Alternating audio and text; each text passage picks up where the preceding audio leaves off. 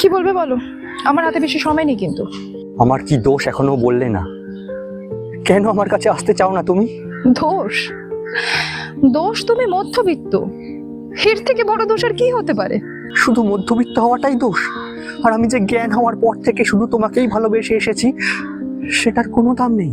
ভালো ভালো তো আমায় গোটা দুনিয়াবাসী, কিন্তু তাতে কি এসে যায় বলো তো? তোমাকে পাওয়ার জন্য তো আমি কম কষ্ট করিনি বলো। লেখাপড়া শিখেছি, বিএ পাশ করেছি, এমএ পাশ করেছি, ডিগ্রির যোগ্যতায় নিজেকে দাঁড় করিয়েছি। তোমার এই যোগ্যতার না কানা করিও দাম নেই আমার কাছে। তোমার মতো এরকম লাখ লাখ ডিগ্রি না এভরি সেকেন্ড আমার টয়লেটে ফ্লাশ হয়ে বেরিয়ে যায়। ও, ডিগ্রির কোনো দাম নেই? আর যারা নাইটি পরে বুক দেখিয়ে পেট দেখিয়ে রোজ রাস্তাঘাটে নেচে বেড়ায়, তাদের খুব দাম আছে না তোমার কাছে? তাদের কাছে ফলোয়ার আছে, আর আমি এখন ডিগ্রিধারীদের থেকে ফলোয়ার অলাদের ডেট করতেই বেশি পছন্দ করি।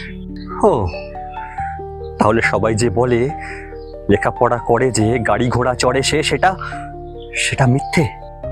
উফ, সেটা একটা সময় সত্যি ছিল, কিন্তু এখন না কথাটা একটু পাল্টে গেছে। এখন কথাটা হচ্ছে লেখাপড়া করে যে গাড়ি চাপা পড়ে সে।